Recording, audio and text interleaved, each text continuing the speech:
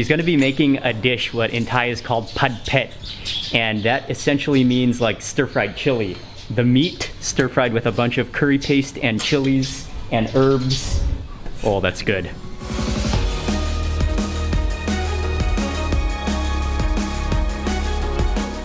Good morning, everyone. It's Mark Weens with migrationology.com.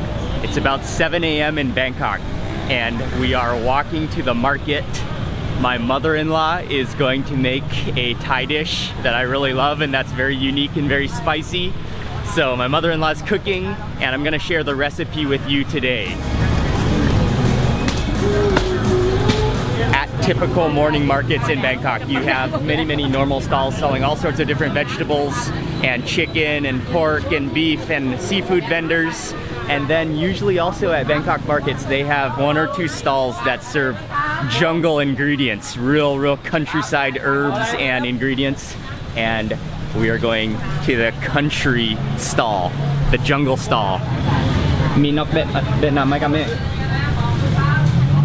ตัวเดียวเอา2 ตัวไหมแม่ตัวเองนะ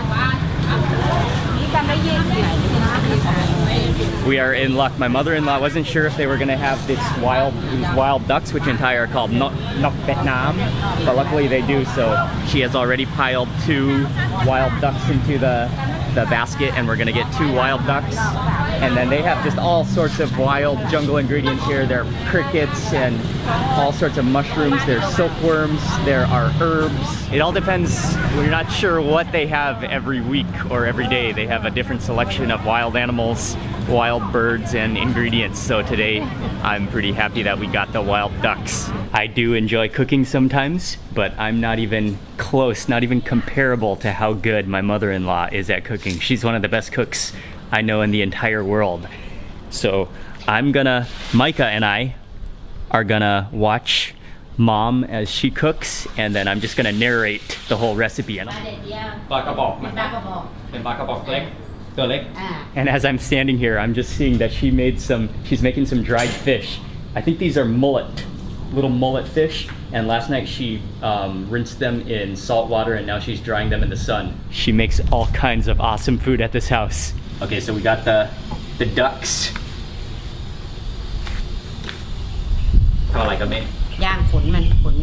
Oh, okay. She wants to just roast it over the fire to take off all the hair. Oh, that already smells good. It smells like roast duck. In Thai, they are called nok Vietnam, which are, I think it's some kind of wild duck. In Thai, it would translate directly to a water duck. And I would also say that you could, whatever recipe she's gonna make right now, which we're all about to find out all the ingredients she adds to it, but you could probably substitute any kind of meat, whether you want chicken or beef or anything, because we're gonna mince them up. And now after roasting all the feather stubs off the ducks, now comes the time where she's gonna rinse off the ducks and clean them. She is going the extra mile with tweezers to pull out all of the feathers. You don't want to bite into a hard feather. แล้วก็สับครับนี่ก่อน Okay ครับ She's about to chop off that head. I probably won't show too many details. It got a little bloody, but basically she took out all of the organs of the duck and kind of took out everything from the cavity. The last time she made this recipe, she included all the bones, like the entire duck, apart from the head, I think. Chopped it all up, minced it all up, but it was pretty kind of on the crunchy side. I got some bone shards stuck in my teeth. So this time I asked her to take out the bigger bones, but she said she's still gonna mince up I think the rib cage and the smaller bones. And then after she finishes doing that, we'll be ready to stir fry it all up with all the spices and all the chilies. I think so,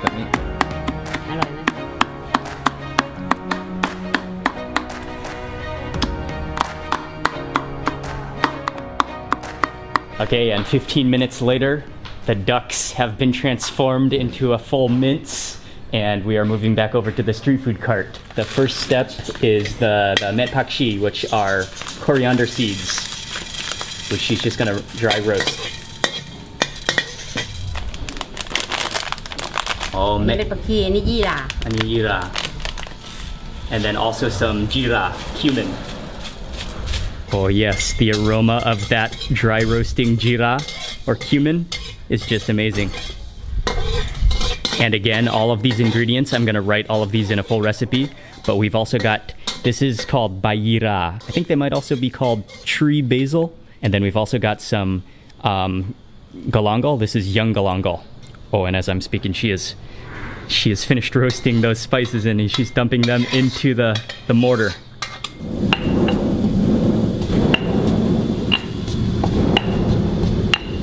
And then set aside those dry spices.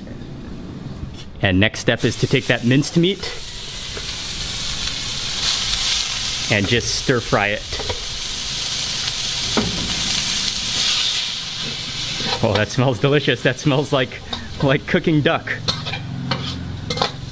A little bit of a gamey smell to it. What we're gonna do for this recipe is we're gonna prepare all of the ingredients separately. So stir fry the meat, get all the spices ready, and then after that we're gonna assemble the entire thing by stir frying it all together. The duck is finished stir frying and she's draining out all that oil. You can see it. Down below there is all the oil, but we just want the meat, the dry meat.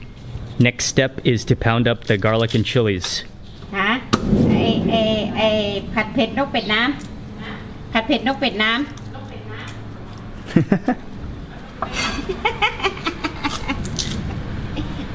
มาเมื่อไหร่จะกินเมื่อนั้น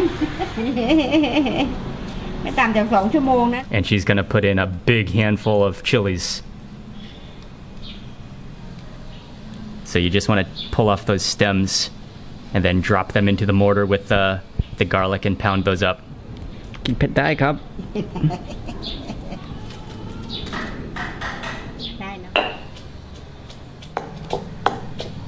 You want to just pound up the garlic and chilies until you've got kind of a coarse grind to them. Just no big chunks. For the next step, she's taking young galangal and slicing it up really thin, and she's going to add it to this recipe. I would say that in the majority of Thai recipes, galangal is normally used just to be included with soups, and then it's boiled and the flavor is extracted and you don't eat it. But in this recipe, since it's young galangal, we're gonna eat it as long as it's chopped up small like that, and it provides some awesome flavor. Today for this recipe, we have some bayira, but you could also make this recipe with basil. Holy basil is really good also, but I'm really loving these jira leaves right now. Kind of almost like licoricey, but sweet and kind of, yeah, just a unique, wonderful herb flavor to them. They are delicious, and I can actually smell them right now as she's breaking them off the stems. And then one more awesome ingredient we have over here are green peppercorns, which are another powerful flavor enhancer. And she's just rinsing off that those jira leaves.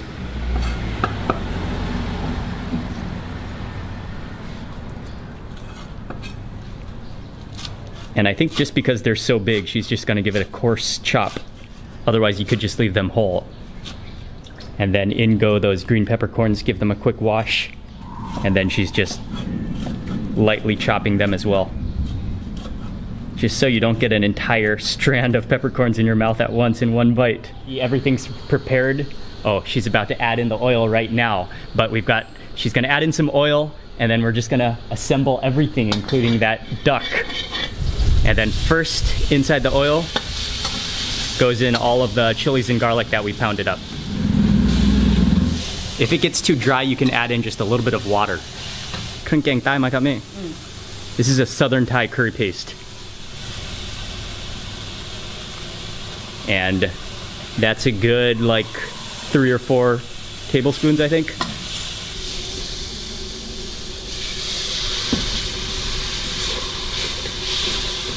And then again, if that gets too dry, you can add in a little bit of water.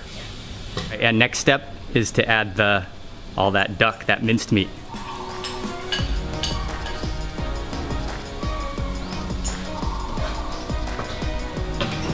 Oh, that smells so good. Next goes in all of the galangal. And then those dry spices, which is the coriander seeds and the jira cumin. And then just stir fry all that up. One of the beauties of this dish is that you have all of the ingredients prepared. And so then when you're cooking it, you basically just assemble everything and you stir fry it pretty quickly. And now for the jeera leaves. And you want to put those in at the very end because you don't want to cook them very long. You want them to remain fresh and just have all of their natural flavor, but just wilt them into the dish.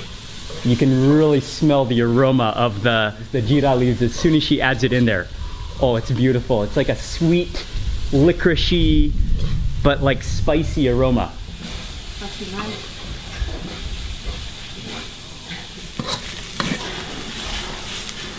Okay, here's my taste test time.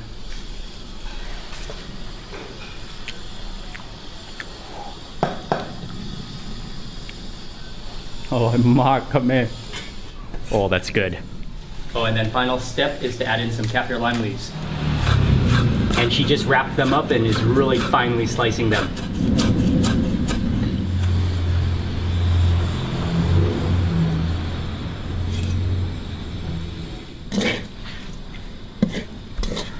เยอะเหมือนกันนะม้า2 ตัวนะ ใช่ครับ And that was the final step. She just threw in the kaffir lime leaves and just stir fried it just for a couple more seconds. Oh, that spoon. Okay, come.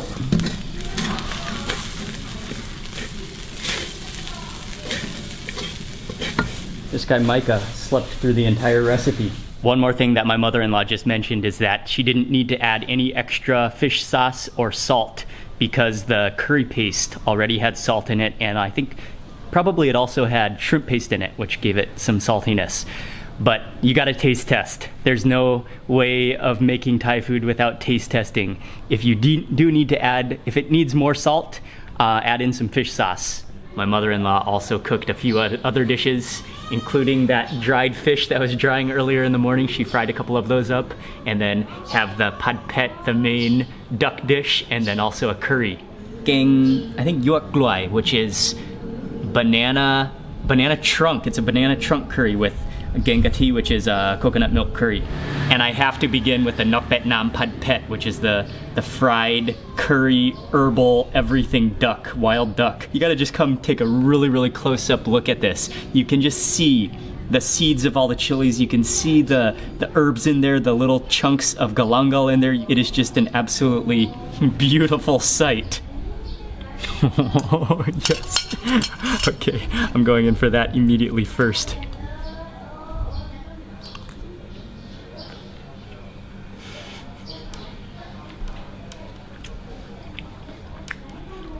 It's amazing. The flavor density is so high. So many flavors going on in there. I can taste those little chunks of galangal. I can also really taste the jeera leaves. Those are absolutely delicious, and they have a different twist of a flavor from a sweet basil or a holy basil. It's spicy, and then the actual wild duck tastes similar to a normal duck, but with maybe a little bit of a gamier, just slightly gamier. Actually, most of the gaminess is kind of masked by all those herbs and spices. That is just awesome. And next up for the curry, these are the pieces of the banana stock, and then I think there's chicken in here. Stick this onto my rice over here.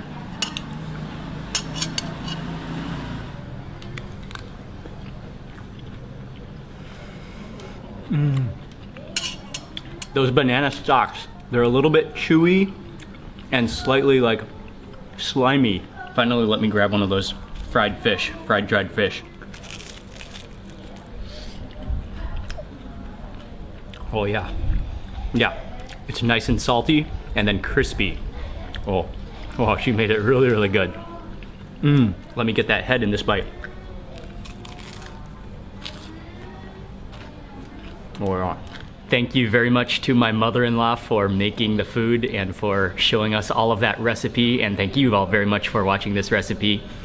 I think that pad pet is one of my ultimate favorite Thai dishes. There's so much, that's just an ultimate stir-fry dish that you can make. And so I will write all of the ingredients over on my blog eatingthaifood.com, so you can head over there to see all of the ingredients, and I will write the whole recipe there. Thank you very much for watching this recipe about awesome Thai food. Please remember to give this video a thumbs up if you enjoyed it, and if you're not already subscribed, make sure you subscribe to my YouTube channel for lots more food and travel videos. And thank you again for watching. I will see you on the next video.